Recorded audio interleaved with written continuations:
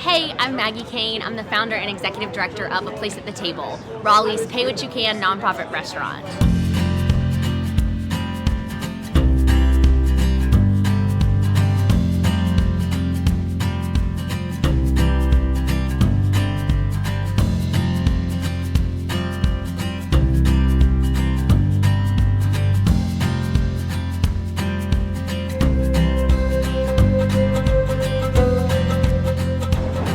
A Place at the Table is Raleigh's Pay What You Can cafe.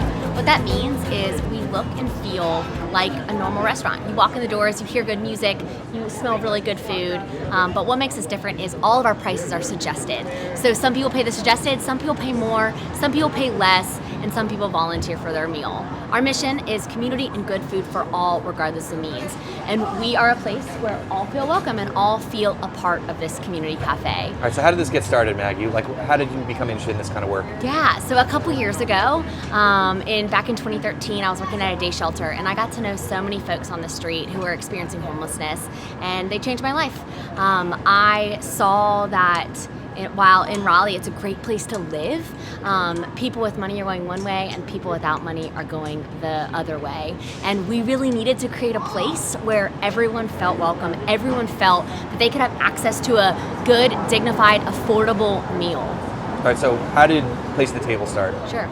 A Place at the Table started because of a good friend, John. My friend John was on the streets at the time, and I would eat with him. We would eat in soup kitchens, and I found that soup kitchens, while they're awesome and they feed a ton of people, they're so different than my life experience, where I can go eat wherever I want and have choice and feel seen. My friend John, we went and ate at Golden Corral, ironically, a few times, and John said to me, he said, Maggie, living in poverty, sleeping outside on the streets, I don't feel seen. People do not see me. They literally step over me. Here at Golden Corral, I feel valued. I feel dignified. And then the second, I have choice. Living in poverty, people make every choice for you, from what you eat to where you sleep. Here, I get to choose if I want a waffle or if I want a salad. And for me, that was a mic drop moment where I said, we have got to create a place in Raleigh where everyone has choice and feels seen. Is this style of restaurant and organization common? I mean, Pay What You Can cafes, I hear about them in more places, but is that sort of like a movement or an idea right now? So there are over 30 Pay What You Can cafes across the country, and they're all very different. We are a part of a larger foundation called the One World Everybody Eats Foundation, and we share resources, we share experiences, we share what works and what doesn't work, and all Pay What You Can cafes are located in different cities. They do different things, they have different models, but we have this suggested pricing model. All right, cool. Let's go inside and check out what's going on. Cool. When you walk into A Place at the Table, you feel welcome. Someone greets you at the door. You walk up to the register. They've asked if you've been here before. There's loud music on. There's fun photos on the wall. There's bright walls. We want you to feel welcome here. We want you to feel valued and seen here. It's a bustling place. There's always fun music playing. There's always fun conversation. You hear laughter. You see people giving hugs to each other. It is a place where you feel warmed, welcome, and included. You want to be here. I feel that way. Every time I come here delivering vegetables, I leave with a smile. Like, there's no way around it. Like, you're going to be happy when you leave here. Yeah. How does the arrangement work with, like, employees, and you have a lot of volunteers? How does that work? We have a full staff because we know that the food needs to be good, right? So our staff makes all the product, the coffee, the food, and it is awesome. But volunteers do pretty much everything else. We could not run without volunteers. And so we have folks volunteering for their meal. They can show up anytime, any hour, and volunteer with us. We don't ask you to volunteer because we think people need to work for their meal. We ask you to volunteer because we want you to be a part of the community. We want you to build relationships with folks in here. So you'll see lots of folks running food, doing dishes together, creating these relationships that we all need in life. We say we're fighting food insecurity, but we're also fighting community insecurity. Creating a place where if you're volunteering here, if you're dining here, you feel a part of the community. And so we see, prior to the pandemic, we saw anywhere from 80 to 100 people a day volunteering for their meal. We'll slowly get that again, but anyone can come, walk in, eat a good meal, and volunteer with us. And what we've seen is people want to volunteer because everyone wants to feel a part of something. They want that hand up, first hand out. All right, so I want to talk a little bit about the menu and stuff, but should we go talk to Chef Andrew? Yes. Chef Andrew is the best. We could not do this without Chef Andrew. He has created an awesome menu that he will tell you about. Hi y'all, I'm Chef Andrew. When I planned the menu out here, I tried to make each menu item very balanced and also source ingredients that are very nutrient dense. So it's very important to me to use local farmers, to use organic products, because when people come to have a meal with us, it may be their only meal for the day, it may be their only meal for the week. What's also important for me is that people have a choice as to what they can choose.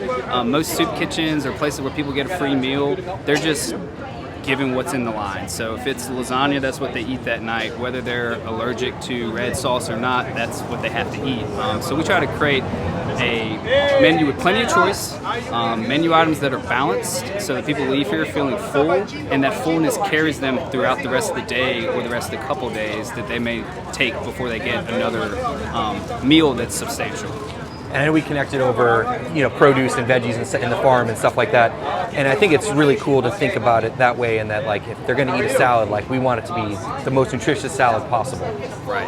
Yes, it's super important to me, and I love having relationships with local farmers and keeping it in the community, because I come to find a lot of these people that meet that grow food, it's very they're very passionate about what's in the food. People of the organic move is really strong because we want our ground to be healthy. We want the dirt that the plants are grown in to be a healthy dirt that is transferring nutrition into lettuces, into leafy greens, versus leafy greens that are commercially farmed where they're really just water and cellulose. So it's very important for me to work with people like Josh and some of the other farmers in the region that practice that way to keep a healthy soil. And what kind of food do you guys have here in terms of just like the menu? Yeah, so our menu's breakfast and lunch all day. So we have, biscuits. We make all of our pastries in-house. We serve eggs and bacon. We also have breakfasts that include black beans and avocados so that people have vegetarian options. Our lunch menu consists mostly of sandwiches. We have a lot of like chicken po' boys, turkey club sandwiches, and then we source a lot of produce from local farmers to make up really awesome salads, some sauteed greens dishes. And then we're always playing around as a staff, trying to be creative, trying to keep things fresh and doing specials as often as we can. And a lot of times when there's excess from a farmer, we'll turn that into a fun special. Awesome, Andrew. Well, I appreciate everything you do here. You're doing an awesome job, so thanks so much. Thank you. Maggie, one thing I struggle with being a small farmer is that my food's very expensive, and that's just the reality, and I feel like it's not accessible to a lot of people, but can you talk a little bit about food insecurity or food availability? Sure, yeah. Good, healthy food is expensive. That's just the reality. So here at A Place at the Table, we want to create a place where everyone has access to good, healthy choices and just good food in general. In Wake County, 1 in 7 people are food insecure. That means 1 in 7 people don't know where their next meal is coming from, and it's certainly not a meal with good produce, with what their body is craving. And so we want to be that place where people can come in and find that good, healthy, affordable food. We see about 60% of people right now who are either paying reduced cost for their meal or not paying at all.